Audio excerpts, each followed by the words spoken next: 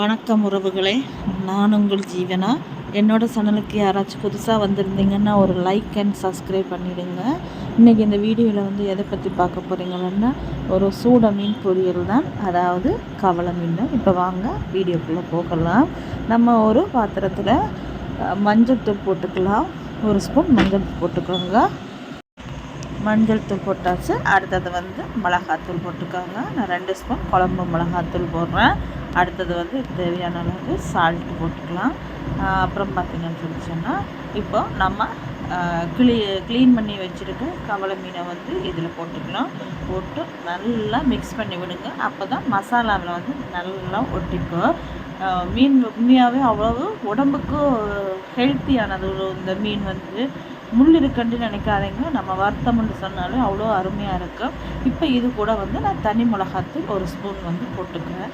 எதுக்காக தனி மிளகாத்தூள் வந்து அந்த காரத்துக்காக, மீன் பொரியல்னு சொல்லும் பொழுது காரசாரமாக இருந்தால் தான் நல்லாயிருக்கும். இப்போ இதை வந்து ஒரு 10 நிமிஷம் மசாலா ஊறட்டும். இப்போ நம்ம கடாயை வந்து அடுப்பில் வச்சு மீன் பொரிக்கிறதுக்கு தேவையான எண்ணெயை ஊற்றியாச்சு.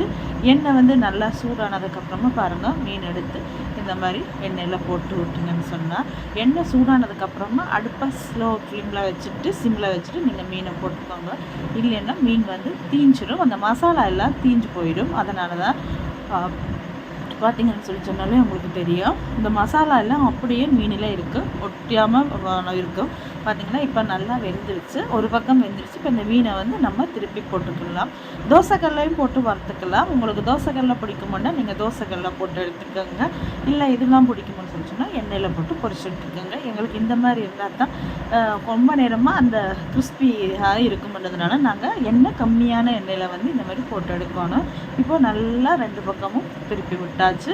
திருப்பி விட்டதுக்கப்புறமா பார்த்திங்கன்னு சொன்னால் நம்ம இதில் வந்து ஒரு 2 நட்டி கருவேப்பிலையை வந்து பார்த்திங்கன்னா இந்த மீனை வந்து நம்ம நல்லா 2 பக்கமும் திருப்பி போட்டாச்சு. இப்போ இந்த திருப்பி போட்டு மசாலா இருக்கிற எண்ணெயிலேயே ஒரு 2 நட்டி கருவேப்பமிலையை நல்லா கழுவிட்டு இதில் போட்டிங்கன்னு சொன்னால் உண்மையாகவே அவ்வளோ சூப்பராக முருகலாக பொரிஞ்சு வரும். இந்த கருவேப்பிலை வந்து நம்ம முடிக்கு வந்து ரொம்பவுமே சப்போர்ட் பண்ணும். அதனால் கண்டிப்பாக இந்த மாதிரி பண்ணி நீங்கள் உங்களுடைய பசங்களுக்கு கொடுங்க. முடி தான் ரொம்ப முக்கியம். இந்த மாதிரி பொரிச்சிட்டு மீன் வறுவலோட கொடுக்கும்போது ரொம்பவுமே விரும்பி சாப்பிடுவாங்க உறவுகளே. இப்போ பார்த்திங்கன்னு சொன்னால் மீன் வந்து நல்லா பொரிஞ்சிருச்சு. நம்ம இப்போ இதை வந்து இறக்க வேண்டியதான். உங்களுக்கு இந்த வீடியோ பிடிச்சிருந்தா லைக் பண்ணுங்கள், ஷேர் பண்ணுங்கள், கமெண்ட் பண்ணுங்கள், மறக்காமல் சப்ஸ்கிரைப் பண்ணிடுங்க. நன்றி, வணக்கம்.